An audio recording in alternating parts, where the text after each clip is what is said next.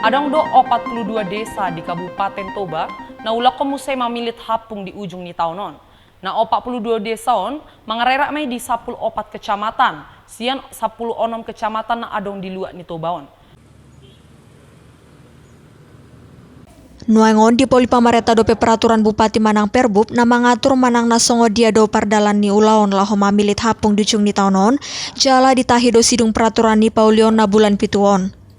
Hatoranganon di pasat amang saud si Hombing Kepala Bidang Pemerintahan Desa Dinas PMPD PA Kabupaten Toba di hari Selasa tanggal 7 Salpu.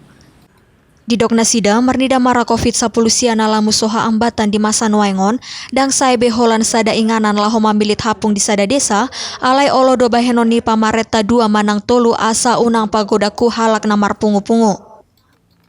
Kami mau sampaikan bahwasanya untuk Kabupaten Toba di tahun 2021 ini akan melaksanakan pilkades di 42 desa dari 14 kecamatan. Kenapa 14 kecamatan? Karena 2 kecamatan tidak ada melaksanakan pemilihan kepala desa untuk tahun ini, yaitu Kecamatan Pitupohan Meranti dan Kecamatan Nasau.